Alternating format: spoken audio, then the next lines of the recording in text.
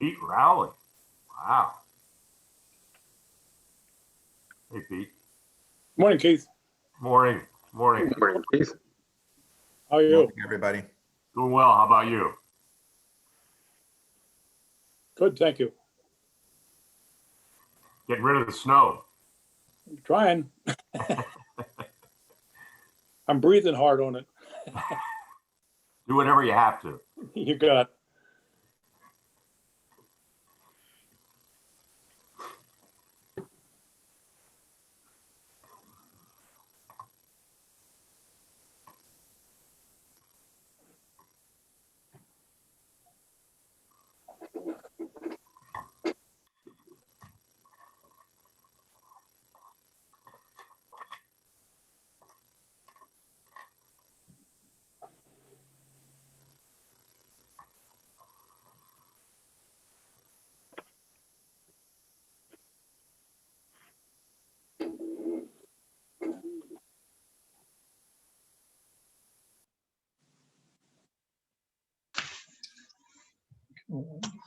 Morning, everyone.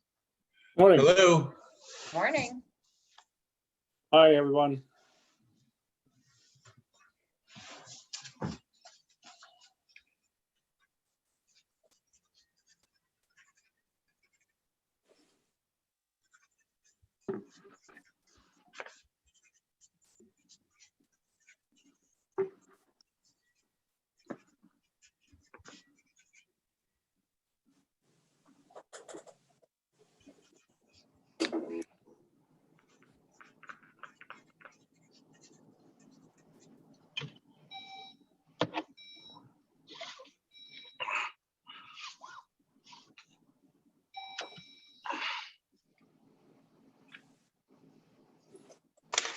What we got here, Woody?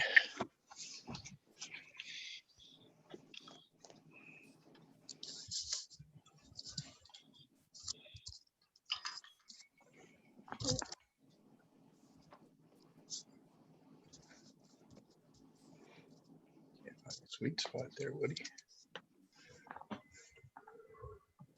You're making us seasick there, John. Can't get the right spot. Good morning, everyone. Morning, William.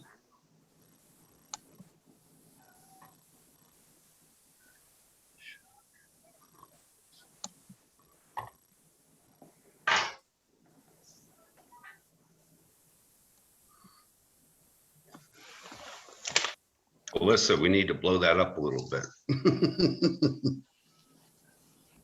Put your glasses on, Bill. I am. That'd be good if you could read. That's true.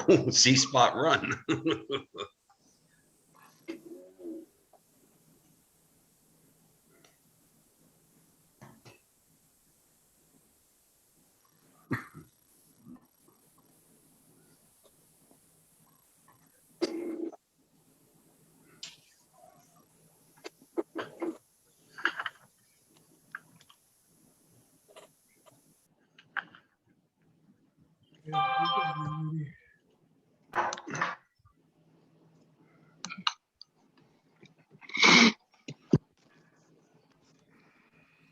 Morning, Michelle. Good morning. Morning, gang. Mr. Morning.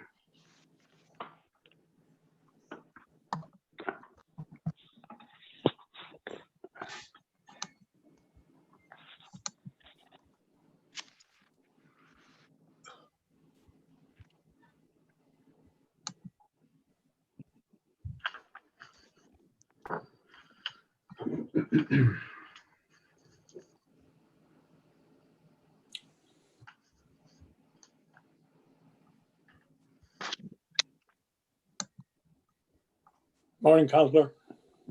Good morning, sir. Morning, Chris. Good morning. Morning. Mr. Portner. Okay, it appears that it's 8:01. Let's call the meeting to order of the Wyomissing Economic Development Committee meeting for February. Could you have a roll call, please, Melissa? John Woodward, Here. Dave Boucher, Here. Fred Levering, Here. Bill Jenks, Here. Keith Durr, Here. and Greg Portner. I saw him. He's muted. Sorry, yes, I was muted, sorry. Okay, thank you. Do we have any public comment? Hi, Mr. Chairman. Just a quick reminder. I wanted to look at the last econ meeting before coming in today. I just didn't have the time. I vividly remember that the people who are taking over Crown Plaza have not done this type of arrangement before.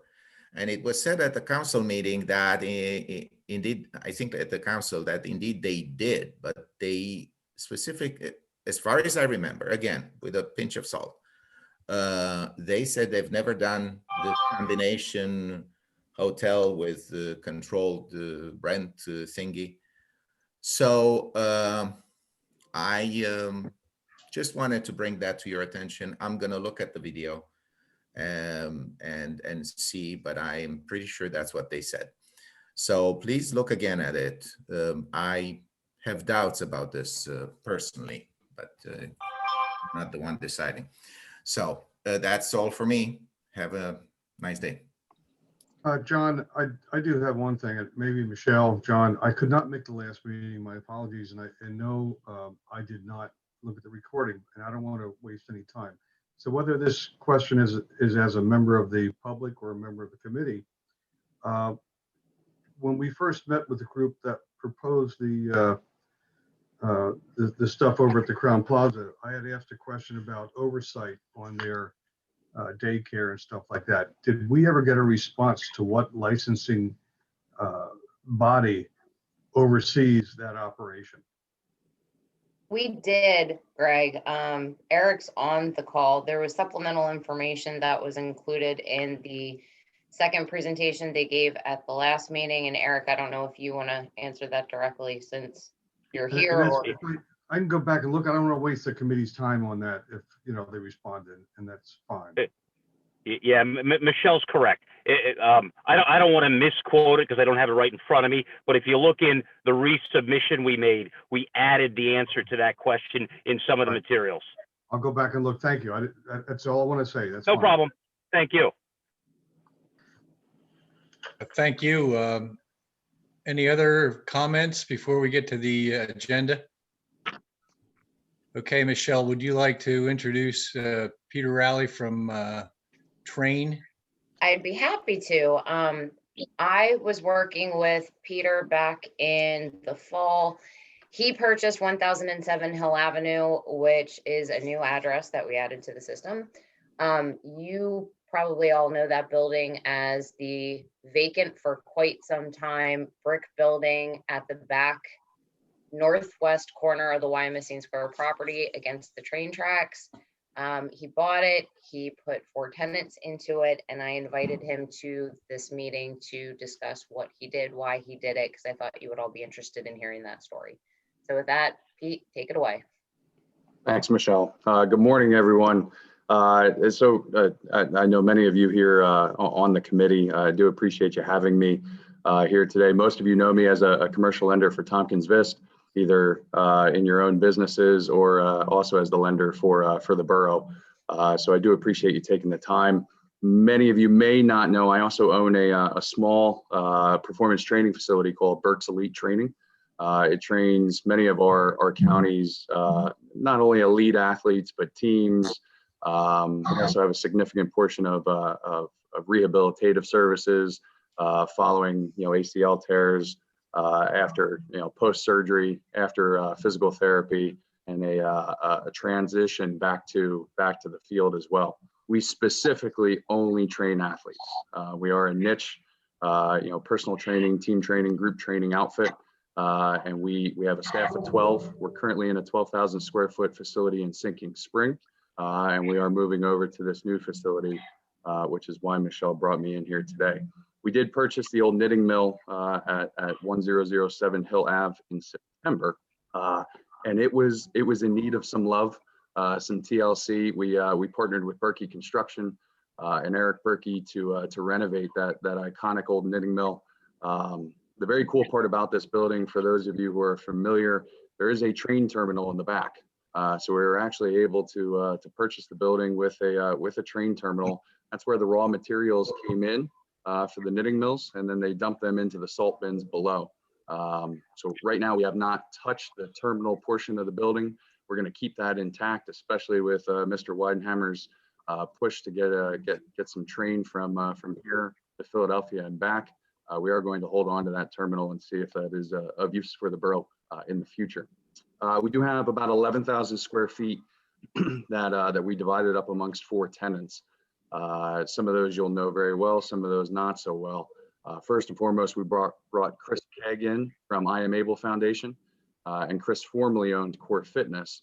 As part of this transition, Chris sold Core Fitness to Kevin Codes. If you know Kevin, he owns Harley Davidson here on 183. So Kevin now owns the CrossFit Crossing, formerly Core Fitness. So they're a tenant, as well as the I Am Able Foundation. And then we have the Phoenix Cheer All-Stars, which have about 5,000 square feet. They're a competition cheer all-star organization, a nonprofit here locally. They do a wonderful job, formerly at Colonial. And we brought them over to the new building. And then, of course, my gym will be in there as well. Michelle, do you have pictures on here of that? Yes, they should be. Thank you, Melissa. There we go. So that's the picture you're looking at there is the Phoenix Cheer All-Star space. Again, they have about 4,000 to 5,000 square feet, depending on some of the shared space. In this particular unit, they have about 25-foot high ceilings, and they installed a spring floor there. It was important for us, you can't see it in this picture, but the old Reading Crane Works crane from 1910 is at the end of the space here with the placard still on it. So we wanted to maintain some of that history and heritage from the building. The next picture, just for your viewing pleasure, this is some of the teams that we've had in there so far. We did open up January 1st in this space. This is Twin Valley Lacrosse. So they've been coming in, and you can see this is on the CrossFit Crossing and Burke's Elite Training side. So we tried to maintain the old brick. We encased it to make sure that it does not deteriorate, and so it's just a very neat space. Melissa, you can go to the next picture. Again, just another picture of some of the teams. This is as we were moving in. So in this facility, we have about 25 squat racks, transitional for CrossFit and the performance training side. We have a 3-lane track in the facility, as well as turf. So the track can be used for obviously different dynamic or running exercises. The turf you can use dynamically as well, also with sleds, cutting, anything that's sport specific. And then we have 2 large areas of weight room and weight specific, high weight intensity. And you can see that picture there. But yeah, the idea, we called the building, we wanted to create a destination. So we didn't want it to be called, the Rowley Fitness Center, and we didn't want it to be called Berks Elite Training or anything like that. We wanted a destination for all four entities. So we called it the train station. And as you know, I talked about the terminal here in the beginning. Additionally, the word train has some applicable uses for what we do, but it stands for train, adapt, inspire. I'm sorry. Actually, I got that wrong. Transition, rehabilitate, adapt, inspire, and nourish. And so we wanted to create a destination for all the entities and for everybody here in the borough, as well as the surrounding rest of the county. So we greatly appreciate Michelle's help and the borough's help in getting in. It was a rather smooth process. We had some headaches at times. It's a finicky space back there, especially given the HOA, everything that Mr. Henninger had set up previously, and then its relationship to Chip White and the neighboring property. But we were able to sort through that and hopefully have a building that'll be thriving for years to come for the borough. Does anybody have any questions on the train station or the entities within it? College to you for preserving the history. Thank you. So I was just back there the other day and just looking around, and do you have enough parking there? I presume Michelle knows that you do, but it just seems like it's kind of disjointed back there. Yeah, disjointed, I think puts it accurately, and it's a good question, John. We do have 14 deeded spaces to our specific deed, and we're also working with Chip White right next to us. I own the parking lot next to us as well to finish that, and that'll add another roughly 14 to 16 spaces deeded just to my building. And then we do have the shared parking agreement with the HOA, which opens us up to about another 150 available parking spaces. Our need is only, at the highest volume times, maybe 20 parking spaces. By use for the borough, I think I need, Michelle, 67, if I remember. That's correct. Yeah, and at most of those 67, we will, again, at its highest volume times, only use about 20 spaces. I think this question kind of answers itself, but do you think you ever would have come to that location without all the other development in the area? Again, great question. I think that was definitely the attraction for my wife and I to buy the building. When the day we took a tour of several other buildings to either purchase or lease for our new location. And we came upon this opportunity, and to be honest with you, we were a little surprised how eager Jeff was to unload it. And then we did all our due diligence on the environmental side. We wanted to look in, and we thought we'd find something traumatically wrong with the building to stop us from purchasing it. We did not. So we did all the environmental testing, the phase 1. We brought our friends in to make sure we got rid of the tanks and that everything was clear from a groundwater issue, parking, everything. We did put about $1 million into it. I should have added that to my presentation. I apologize. We have a new roof, new HVAC system. We have all new mechanicals. We had to put a new water line in. Everything back there is for the most part, brand new. I wish I would have added one of these pictures as well. We did, there's a courtyard in the back, for those of you who are familiar with the building, right next to Tice Upholstery. In the back of our building, there's about a 50 by 50 courtyard, 2,500 square feet that we paved over. And that'll serve as an outdoor fitness spot as well when the weather starts to get a little nicer and this white stuff melts away.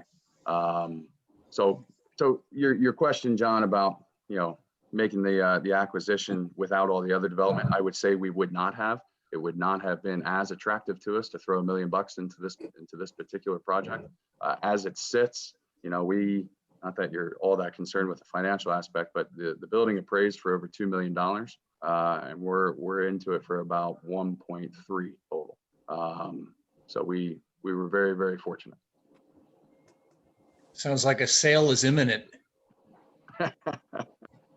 We'll see. We have, all 4 of those tenants, we have long-term leases. Certainly the revenue approach would make that, would make that very intriguing for us.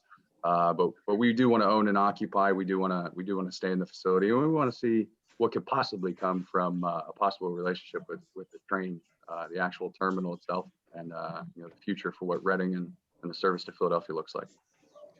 So as a personal question, the Tice Upholstery, who had just done some work for us, is he still back there somewhere? He is. He's directly behind us in that very far corner of what used to be Chip White's building. And if I were to go there and just look at the train station or look into your train facility, is it safe to look in the train station or at the train station? Yeah, it's a great question. You actually cannot access the terminal from our space. It sits above us and then goes up and abuts right to the train tracks. You have to access it either via a ladder outside, or you have to go through Chip's space to get to it. I'd be happy to set something up for those who are interested anytime to view it. It's remarkable back there. It really is. I hope we can do something with that space at some point, terminal related or not. Okay. Hey, thank you. Anybody else in the committee have any questions for Pete? It's just like a lot of things that some things that just fell into the borough's lap, and it's all been good. And we welcome you to the borough and wish you the best of luck. It doesn't look like you'll need it. Do you have a kind of niche thing? I was just wondered. I didn't realize that you just only trained athletes, but you're kind of off the beaten path there. But I guess that doesn't make any difference. Now, being niche, we have some people coming from 30 to 40 minutes away, depending. We exclusively train the Rage Soccer Club, East Coast Power Volleyball, which is down in King of Prussia and in Lancaster, as well as Berks. So we are mobile as well, but we also have Twin Valley, for instance. You have some of those kids that are driving 40 minutes just to be at our facility. So the niche piece does help, but being in Wyomissing is certainly very helpful. And just a quick shout out to Michelle. We would not have been able to take this project on without Michelle's guidance and help, and that of Phyllis and the borough. Michelle was integral in making sure that some of those hurdles that we had to overcome, being a vacant building for so long, and things like parking and the ordinances. Michelle was a huge help and always there for us. So kudos to Michelle and her team for their help. Well, thank you for saying that. And that's what we're here for. We're here to help business, and I'm glad it worked out. And Michelle's been doing a great job for us for years. So we'll just keep welcoming new business. Does anybody else from the committee have anything to say or ask Pete? Peter, you or any of your tenants turning away business because of COVID restrictions at this point, that you have a bigger opportunity in the future? Yeah, it's a good question, Keith. I Am Able is 100% impacted. The individuals that I Am Able Foundation works with in a fitness capacity are considered at-risk individuals. So during the pandemic, they have shut down most of their classes. They've shut down all their fundraising events as well. So they are tremendously impacted. We are working with them to try to help. You'll see they have a virtual bash coming up and things like that to try to help with the fundraising efforts. But CrossFit Crossing and ourselves and the Cheer, now that the restrictions have eased, we are back to essentially 100%. I will tell you, as most business owners in the county know, you had to pivot. And what we did about 8 months ago, 10 months ago, when we were shut down, is we pivoted away from our larger group trainings, our team trainings and things like that. And we went to one-on-one and more personalized. And we found that with kids not being in school full time, either being virtual or having half days, that we were able to open up our hours of operation. So instead of being primarily an after school program, essentially from 4 to 8 at night, we were able to go all day long. Because of that, we're happy to report we had our best financial year on record for the 8 years that we've been in business. So we were very happy, but we did have to pivot. It did take some patience, but we were able to do that. Peter, I applaud you in your vision and what you've developed here, being that it is strictly for athletes. I guess you won't see me in any of those pictures, but I do commend you on your vision. And I personally, at some point when it's safe to do so, would like to see that train terminal. I'd be honored. I appreciate that, Bill. I've seen your golf swing. I've played with you numerous times to know that you are the reason that golf is sometimes considered not a sport. No, I do appreciate that, and would be happy to give anybody a tour who would like to have one. I appreciate that. Yeah, I'd like to go along as well. For ease of coordinating that, if anybody from the committee or council that's interested in going on the tour, shoot me an email or a text. And then, maybe when the weather breaks and things get a little bit better with the COVID numbers, we can schedule something. I can do that with Pete, try and coordinate something that works for everybody. That'd be great. Put me down, Michelle. Just Yeah, me too, Michelle. Yeah, and me. I'd like to see it myself, sure. And this is Fred Levering. I'd like to be on that tour. Jody, did I hear you pipe Yeah, up too? you heard me too. Yeah, thanks, Michelle. No problem. You send it out to everybody. Yeah, Yeah, pretty right. much. Okay, if that's all for Pete, we're gonna move on here. We have a really late addition to the agenda, and that has to deal with Mr. Jacob Stein from Boscov's. Is he on the call? Yes, sir. Yes. Can you hear me? Yes, I can. All right.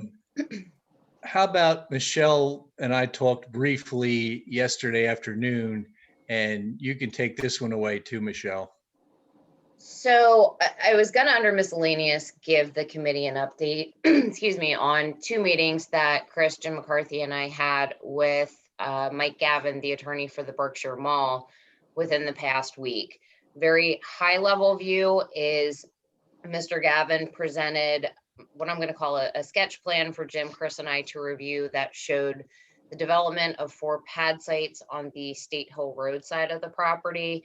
Not at liberty at this point to discuss the potential tenants.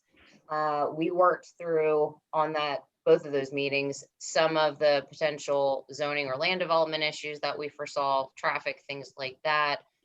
I do expect the borough is going to see some type of land development plan within the next couple of weeks. Then Jacob reached out to me on Tuesday asking if I had time to talk about, his understanding of some potential development at the mall as well. We spoke at length late yesterday afternoon, and I invited him to come and speak to the committee, more to give an overview of, his experience and Boscov's experience, not just at this site, but as a, regional retailer. They have relationships with multiple other shopping center or mall type property owners / landlords. And I thought his insight into that and his, previous experience as a commercial landlord himself, so to speak, would be good for the committee to hear. To introduce him, Jacob Stein is with Boscov's. He is their Senior Vice President of Real Estate, Maintenance, Loss Prevention, and Community Relations. Well, thank you. And I got to shorten that title. That's a mouthful. So the truth is, I just wanted to join because, Pete, I love what you did, and I wanted to hear more in depth about how you pulled it off. So congratulations. Well done. I'm a little jealous. But I think before I start getting into the mall and our thoughts on it, a lot of this is going to surround the concept of the owner. And Pete is a great example of a very passionate local owner with long-term interests. And that's the ideal owner, right? You got someone who's local, who knows the community, who wants to do what's best for the community. And, they're not a short-term, investor. It's a long-term concept. And therefore, we'll think about it long-term. And Michelle and I were talking because I think at the same time she got something, I, for the first time, as the representative of Boscov's, had heard that as well. And it honestly just kind of surprised us because typically we work with the landlords sometimes years in advance before these things come to fruition. And I wasn't sure, because I wasn't hearing it directly, from our mall partners. I wasn't sure how far along it was or what was going on. And so Michelle and I just started talking and having this conversation. And that's when she invited me just to join this call. So I appreciate you all letting me join. I wanted to give you just some kind of industry perspective on what we're seeing surrounding our 48 store chain and what's happening at a lot of those malls. And then really was hoping for a little back and forth. Any questions, any ideas?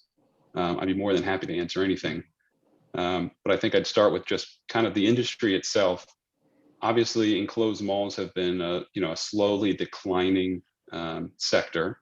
As we saw here in our community, Berkshire Mall was the center of the retail node, kind of the center of the community. And then Berkshire or Broadcasting Square was built and kind of bifurcated it. And I think it's safe to say over the last decade, things have been shifting towards Broadcasting Square and slowly deteriorating, at the mall and the surrounding, strip centers. And that's not abnormal. That is very, standard throughout the country. Enclosed malls were the beginning of the expansion, of our communities out of, urban areas into rural areas. And then over time, these strip centers and power centers were anchored by Walmart and Target. And if you go back further, Kmart, and started bifurcating the retail nodes and therefore the communities. And really in the last 10 years, and then in the last year specifically, there's been a massive acceleration. Obviously with the restrictions to close down indoor areas, it was the worst case scenario for the enclosed mall environment. So this pandemic, while it actually benefited people like Target and Walmart and has driven more traffic to those centers, it did the exact opposite for the enclosed mall environment. It literally shut the doors down and said no one can enter. And as you've probably read, it's been enormously challenging for tenants that operate in the enclosed mall. Now, I would draw a line of differentiation. Boscov's and other anchors, even though they're not here, Macy's, for example, Kohl's, were not shut down, right? They have their own exterior entrance. So for us, we're more of the Broadcasting Square tenant, and that people can pull up and park in our store, walk in, walk out. But truly for that enclosed mall portion where you would see Express today inside the Berkshire Mall, those are the ones that got it was just a terrible nightmare what they've gone through, and a lot of them have unfortunately filed bankruptcy. So what we're seeing in a lot of our communities is if there were 2 enclosed malls, it's basically only 1 now. If there were 1, maybe it stays, maybe it doesn't. King of Prussia's of the world are not going anywhere. They're here forever. But for malls like the Berkshire Mall, it's the only one in town. So pre-pandemic, I was always thinking, yeah, it'll survive, right? It just needs to figure out its future and what kind of tenants.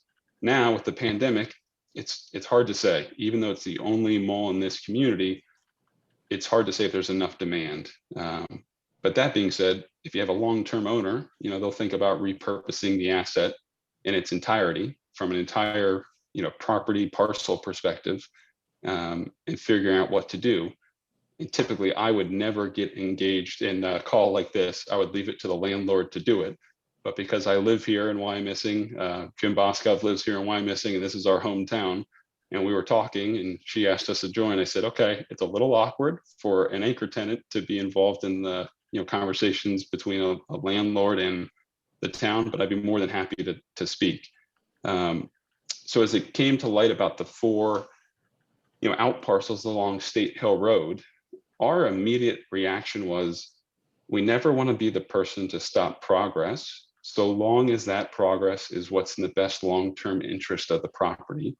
And I think it's fair to say there is no property in our entire portfolio that we're more passionate about than this one. It's within walking distance of our homes. It's where I'm raising my 3 kids. And I view it as literally the most valuable asset that our entire city of Reading has, because it's the center of the community. And what happens with that property long-term, I truly think will help either repurpose the perspective and perception of Reading, or it could further deteriorate and become the Fairground Square Mall, in which case the end result is it just got torn down and there's no future as of now. And that's what we want to prevent. We don't want to see this go the way of Fairground Square Mall, where nothing happens for over a decade. We want to make sure whatever is happening in that property is headed towards the right long-term use, and therefore what's in the best interest of the community, which, by the way, is also in the best interest of Boscov's. We have a lot of money invested in that store. It's a fantastic store, and we want to make sure it's surrounded by a thriving environment. So it really came to light when Michelle said, a lot of landlords have come to us with ideas, and they like to claim that Boscov's kills certain things. And I said, that's interesting. I haven't been aware of any of those conversations. I joined in 2015, so maybe it was before I joined, but we've only been presented once with an idea for the Berkshire Mall. And the one we were presented with, actually, she had never been aware of. So I just guess I want to make clear on this call, we have never said no to any prospective deal that was proposed at the mall, although it sounds like you may have heard that we said no. We were only once contacted for approval for one item, and that one didn't come to fruition. But it sounds like it also didn't make it to your meeting or agenda. So that's kind of where we are, is we view ourselves as, obviously long-term here. We're not going anywhere. This is our #1 store in Reading, and we're going to be here forever. But more importantly, the lease we acquired and own, restricts any of this redevelopment. And that's very normal. Typically, the anchors control mall properties. They put the most money into them, they drive the most traffic to them, and therefore are afforded, the most rights and restrictions on the assets. That's not a Berkshire Mall thing, that's everywhere.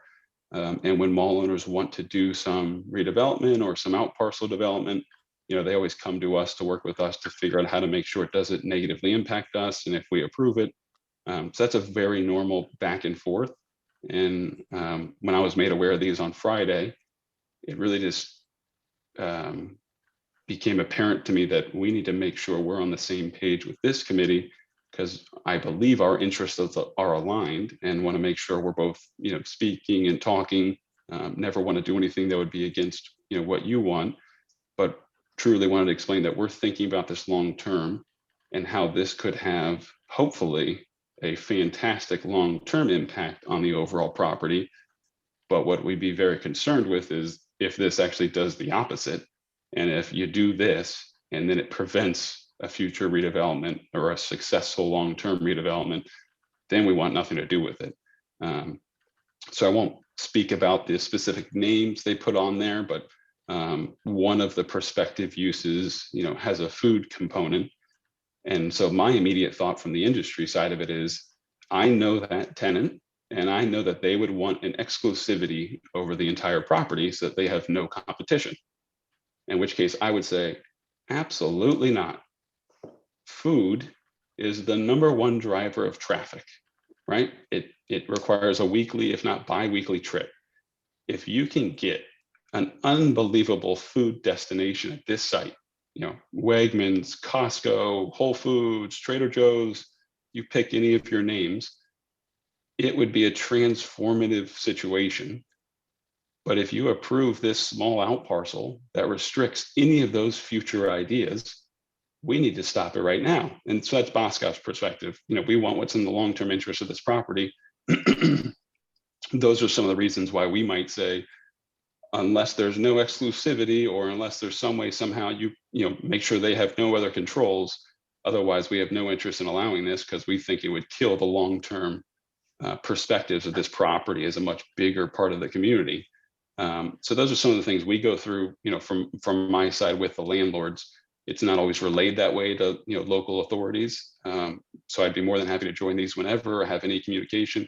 But I guess I just want to establish from day one that we look at these assets from a long-term perspective, because we're a long-term tenant. And unfortunately, landlords these days don't have that longevity. And you're finding a lot of people coming in with very short-term interests, and are therefore willing to do deals that have a negative long-term implication, only because they're not concerned about the long-term impacts. So Michelle asked me about Namdar. Namdar is a landlord of ours in 4 locations. They get a bad reputation if you Google them, you unfortunately don't find, many overly positive articles. And I'm not one for controversy. I don't argue, I don't raise my voice very often. I think it's more about just understanding, the intentions of the, partner. And I think with Namdar, it's fair to say that they are very successful with their strategy. Their strategy is, to raise inexpensive money, acquire properties at, very low prices, and they're very successful at that. And then to parcel off, unbuilt, portions of the property, or unleased and therefore vacant portions, and sell it. And if they buy, a big piece of the pie, the entire mall site for X dollars, and then they can parcel off, 100 pieces of it, they typically can sell it for X times 2. And it's a great investment. And in that regard, they're fantastic. From a financial perspective, I truly think they are very successful and very good at what they do. The challenge is it doesn't always result in the best long-term interest of a community. And in most cases, we're not overly, passionate about it, so long as it doesn't negatively impact our store directly. In this situation, obviously, we are very passionate about it. Both make sure it doesn't negatively impact our store, but conversely, we want to make sure it has a positive impact on both our store and the community. So when you're Googling it, you might see some negative headlines, but I think the fair way to evaluate the new owner is you just have to understand where they're coming from and what their intentions are. They're not bad guys. I talk to them a lot. I enjoy it. We meet, 2 or 3 times a year, at least back when we could meet. Good people, no issues in terms of, morals or ethics. It's more just their financial model, which they're very successful at, is to buy these properties that currently have very little to no interest from other investors, and then sell off portions and pieces of it as quickly as they can. And typically, once they're done, they've made a lot of money. And kudos to them. It's a great model. So anytime you might hear back and forth, or you might hear something, I guess I just want to establish it's coming from what I think is the right place in terms of, what we believe is the best long-term interest for a property. And really just want to open a line of communication so that we can talk, or we can pick one another's brain, and so that I can make sure, I never want to be in controversy with this group. I want to make sure we're all on the same page. So if there's ever something, Michelle say, what Boscov said, what, I would beg you, just call me, and either I will stand down or make sure you and I are on the same page. I just don't want you hearing that we said something that we may or may not have. This isn't Namdar directed. I think I had heard the prior owner sometimes blamed some challenges on us that actually weren't ours at all. It just sounds like some of the tenants weren't interested, but sounds like they used to say that Boscov's killed the deal, as opposed to the reality of the tenant just didn't want to take the space. So with that, I'd love to answer some questions, any comments. And then I think a separate topic, Michelle was talking about the local community and trails and biking and running, but we can talk about Berkshire first if you want. Maybe If the I rest could of go the- first, maybe the rest of the committee knows this answer, but what is Boscov's ability to kill a deal or control that area? Yep. So here at the Berkshire Mall, like a lot of other malls, the original leases and the one that's still intact basically have, crosshatched the entire parking lot surrounding the mall as common area and customer parking, and nothing can be built in the parking lots without our consent. So that's a very common, document. So right now, if they were to try and build something in the parking lot, it's restricted and will require our consent. Back when Sears was there, it would require Boscov's and Sears consent. Back when Bontown was there, they needed all 3 of our consent. Kind of just like Broadcasting Square. If you wanted to try and build something in front of Target, you would need the Target consent. It's the same concept. If you want to build something in front of our store or in any of the parking lots, you need our consent.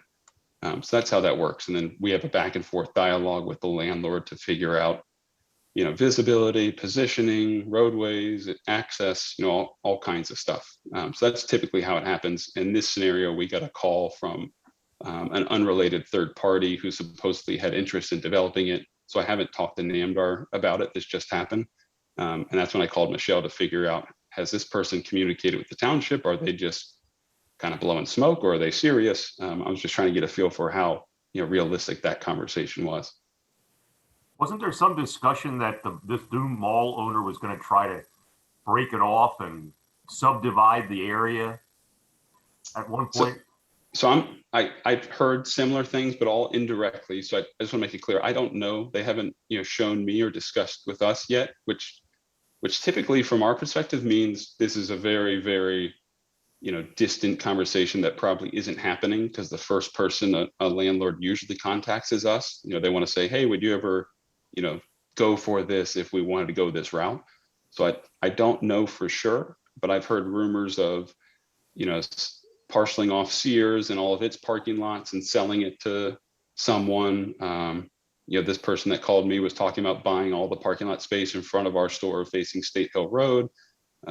But I do want to make clear, I don't know. I haven't yet had a chance to, we've had some emails back and forth this week, but I haven't had a chance yet to get on the phone with NAMDAR. So I'm not sure exactly what I'd like to get their take on it before I really answer that.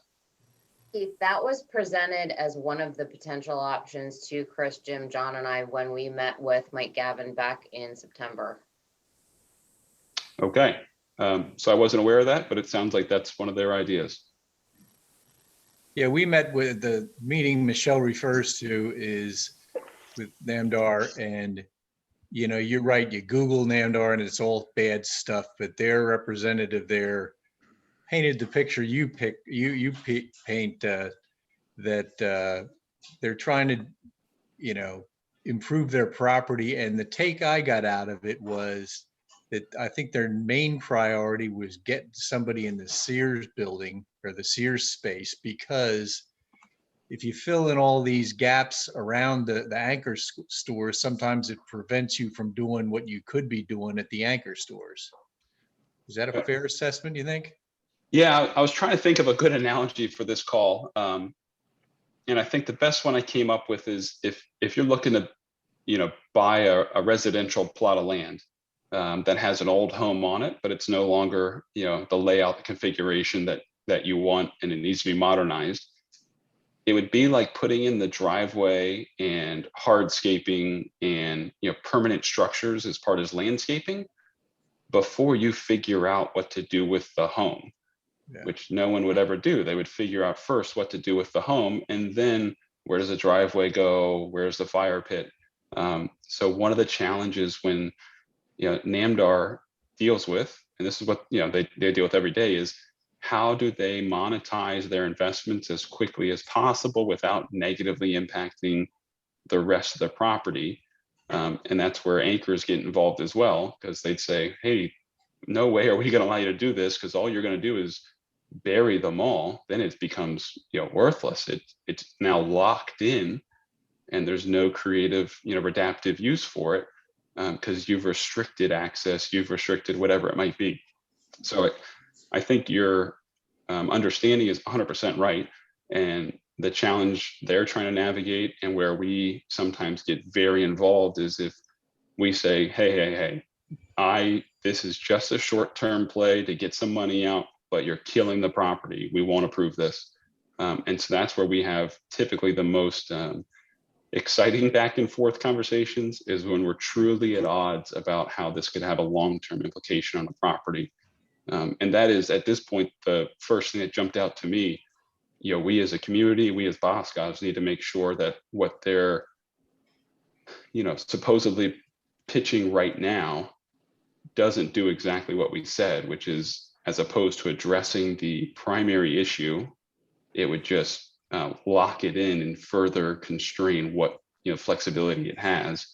And a property like that needs 100% flexibility, because who knows what the best long-term use is. It could be shared co-working space, it could be a hotel, it could be another major office, it could be I think I heard a velodrome was looking at the Fairgrounds Square Mall. It could be an enclosed cycling, center.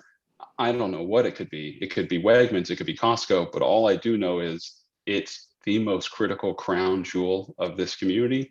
And we need to make sure it has the potential to be as wonderful as it can possibly be, because I view it as transformative for our community. And I would hate to do something that would limit the size and scope and flexibility of the asset just so, someone can unlock a few $1 million and, reduce their, debt obligation. I hate to make it sound overly negative, but if you put yourself in their shoes, they acquired it in the pandemic for an attractive price and are trying to unlock value as quickly as possible. And that's where we view our role as just making sure there's a balancing act between unlocking value, which we're happy to do for them, while making sure it has a positive implication on the asset.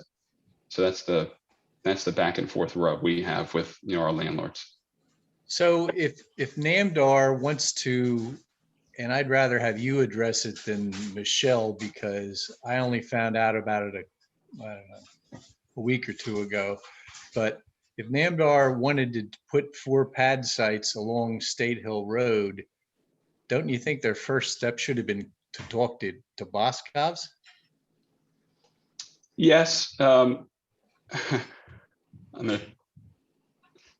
I would say they're buying a lot of malls in a lot of areas. I don't know if they had even read our lease to see what controls. I don't know. I don't want to make too many assumptions, but it does seem odd that they didn't contact us first. Making an assumption, it leads me to believe they maybe didn't read our lease to even know they needed our consent. I guess we all on this call know this asset like the back of our hands. We're drive by it every day. We see it every day. I don't know if they've ever seen it. So there's just you got to understand they bought it during the pandemic when they weren't traveling. They're based in, Long Island. I don't know if they're not in tune with it like we are, obviously. So it may have been intentional. It may have been completely unintentional. It may have been, oh, we didn't even realize it. We just put a for sale sign up. Someone had interest, and you're right. It is in front of your store, and you're right. We do need your consent. Oh, sorry. I don't want to speak poorly of them. It just, that might be what happened.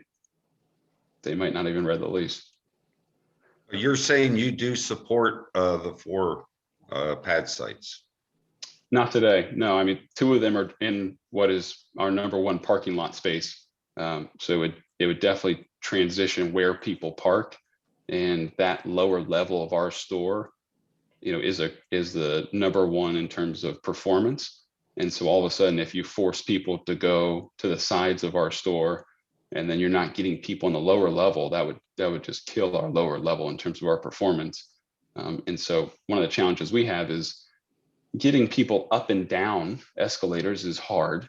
It's much easier if they can just walk in an exterior entrance. So we have concerns that it would impact, our ability to move product on that lower level. So as of today, I'd say we're not supportive, of the entire scope. There's portions of it I think make a lot of sense. There's portions that I don't think make much sense. But again, we just saw it less than a week ago, so haven't had a chance to, dive into it with them. Is the old mobile station, is that one of the 4 pad sites?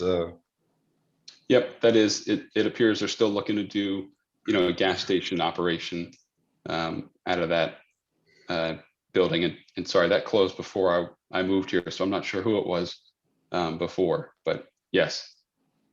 Well, it's, there's no secret that I'm kind of outspoken when it comes to the mall, especially with the condition that it's become. That mobile station is set like that and continues to deteriorate for years. It's not only an eyesore, it's just it's just shameful that we have such a building that people drive by and see every day. And I personally think it reflects on the entire mall. Yeah, I agree.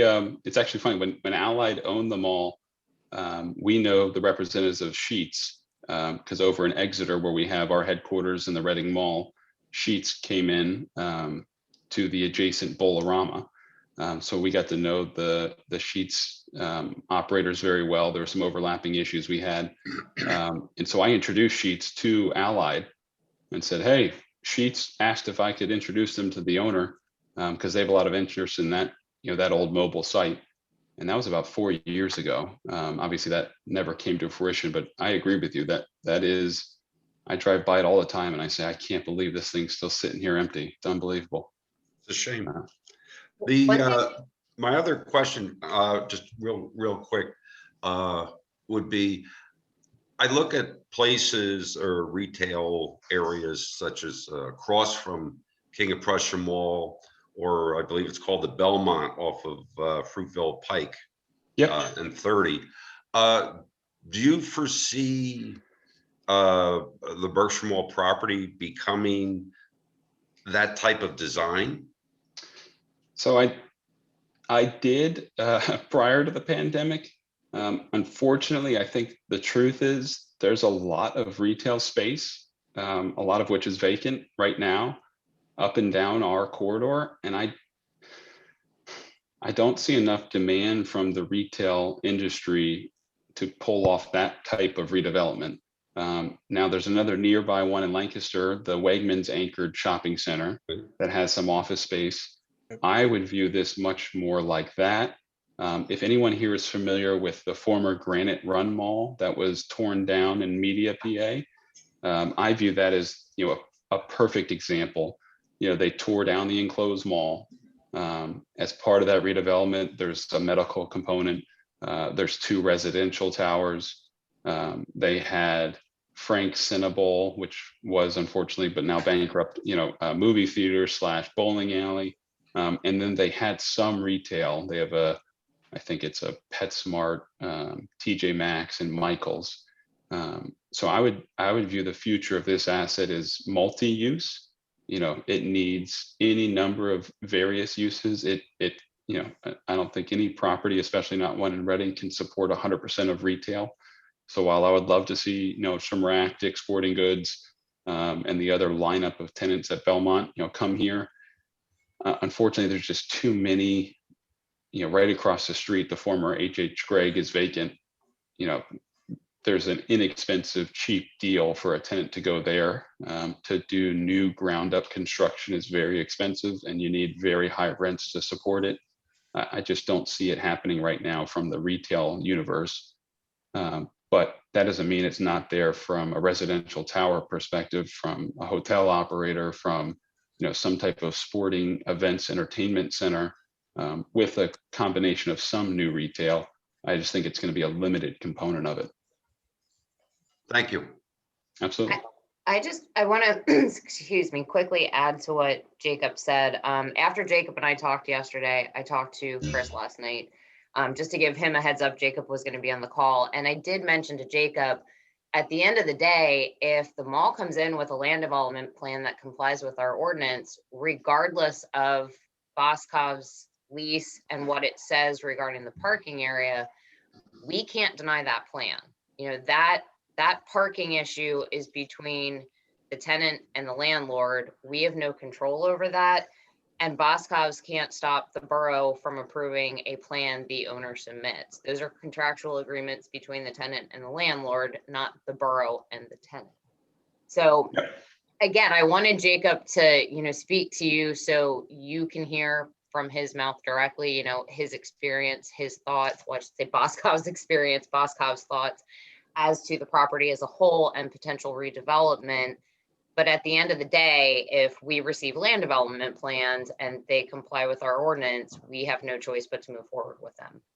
But Michelle, that being said, Michelle, if there's going to be a long-term dispute and why are we going to spend money unless we know Boscov is on board? I mean, why are we going to spend the time and money to go through the whole process and tie up your time and the lawyer's time and everybody else, knowing that down the road there could end up being a halt put on it because Boscov's and the landlord can't come to an agreement? It sounds like they should be on board before we do anything.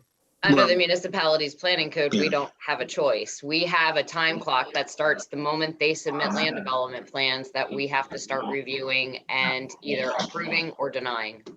Right. Yeah. It's a property rights issue. We have an accountability to property owners who submit applications for plan approval or permit applications. And, so it's not something we can ignore or delay if someone submits an application that complies with our ordinance. So I agree with what Michelle said, because she and I talked about this last night, that, you know, there is recourse that Boscov has. Obviously, you know, Jacob explained to us today what the terms of their lease are. So clearly Boscov's has recourse, but you know, that is a separate legal path from the one that the borough is obligated to follow.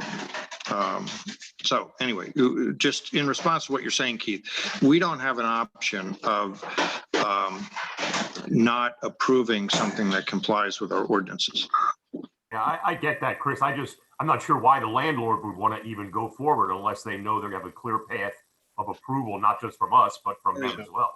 Well, from the landlord's point of view, I agree with you. I mean, we don't know what their calculation is of the risk that they're undertaking by submitting something to the borough without the consent of Boscov's. I mean, I don't know how Yeah. they're. If I could just add that, first, that's why I kind of said it's awkward for me speaking. Typically, we totally understand that, Michelle and Chris, to the point you just made, and we never engage with the local authorities. That's, you know, conversation between the landlord and local authorities, and we recognize our lease is strictly between us and the landlord. So I just want to make sure I'm clear. We're not looking to, you know, work together against NAMDAR or anything of that nature. Really just wanted to give the perspective of the industry. And when it comes to approvals, you know, our conversations will be with, you know, NAMDAR. I'm never going to call and say, hey, do you guys mind making life difficult for them? Their perspective is they have to get the ball moving if any of these things are going to occur. And this happens in a lot of places. So even though the landlord doesn't have, you know, anchor consents, you know, they need to get the ball rolling, because many times it'll take a very, you know, 6 months, 12 months, 18 months to get things approved, zoned, permitted. And the conversation with an anchor could sometimes just take a 10-minute phone call. Sometimes it takes a year, but typically the conversations between us and a landlord are much quicker and much shorter. So therefore they start, you know, conversations with local authorities long before they get our approval or consent. So I wouldn't view it as, you know, they're not doing something unique. That's pretty standard. Unfortunately, it does require a lot of your time, energy, and effort, and that happens everywhere. And sometimes those efforts are fruitful, sometimes they're not. But yeah, we're not looking to ask you to do anything you wouldn't be otherwise doing. Really just want to speak to you as the representative of Boscov's and a local passionate member of the community, you know, just about kind of what's going on, to give you a bigger picture sense of, you know, the back and forth. And on that note, I had also asked Jacob to talk about, you know, we then segued after we finished talking about Boscov's and NAMDAR and the mall into a conversation. He's also a cyclist who, you know, thoroughly got to enjoy his bike during the pandemic. We got into another discussion about cycling and the economic development piece of having park trails and a bike network and things that one of his friends is doing in Traverse City, Michigan can benefit the community, not just from a resident standpoint, but also from an economic development standpoint. I think in light of the fact we still have an ordinance to talk about, if the committee is agreeable to it, I would ask Jacob to come back to the March meeting that we can kind of get into a lengthy discussion about bikes, trails, economic development, et cetera, at that meeting, if you're okay with that, Jacob. Yeah, happy to. Okay, thank you. Absolutely. Does anybody else have any other questions for Jacob regarding, you know, the things we just talked about? Well, I'd just like to say one thing, Jacob. I really appreciate your taking the time to be with us here today. And it is rare that this committee gets to talk with people that know the answers and can enlighten us to what the you know, overall situation is. So, Yep. you know, as Pete said earlier, you know, we're here for you. If, you know, we can help you in any way, we'd love to. But if we don't have any other questions from any of the other committee meetings, members, if we do, please ask. But you know, we have to go over the ordinance coming up. You got it. Well, I'd end it with my job is to make Jim Boscov look good. And so my job with this committee is to make you look good. I want, no recognition for anything, but if I can help, this community pull off something wonderful at that property, I'll be very happy, and hopefully a lot of you get statues built after you. How about that? Well, that's a good idea. Thank you for the time. I appreciate it. Michelle, thanks for the invite. No problem, Jacob. Thank you. Take care. Hey, thanks. Okay. Now we have the draft overlay ordinance, which I think was pretty straightforward and clear. And I don't know if anybody has any questions. So we're going to make a recommendation to the Planning Commission to make a recommendation to council to adopt this ordinance. Is that correct, Chris? That's what we're looking for, yes. Okay. Does anybody have any feedback on the ordinance? Well, hearing none, could we have a motion to recommend to the Planning Commission that they recommend to council to adopt this ordinance? I'll make that motion. I'll second it, Bill. Okay, thank you. Is there any further discussion? Okay, all in favor? Aye. Aye. Opposed? Aye. Thank you. Thank you. This is Eric. It was worth the wait, and we enjoyed the rest of the conversation. Yeah, and we have somebody else on the call. Does that have anything to do with any economic development kind of things, or is it just a interested resident? Do you know, Michelle? Hi, this is Andy Golubitsky. I'm with VS USA regarding this particular issue. Oh, okay. And Benga, one of our project managers. Andy and Jabanga are with me. This Yes, is Eric. I'm with Eric. It was a Okay. fascinating conversation, though, so I'm glad we listened in. Well, I'm good. Okay, we have everybody then. How about, is there any miscellaneous topics to come before this committee? At this time, no, unless somebody else has anything. Hearing none, the meeting's adjourned. Thank you, one and all. This was a great meeting. Thank you. Yeah. Thank you. Very much.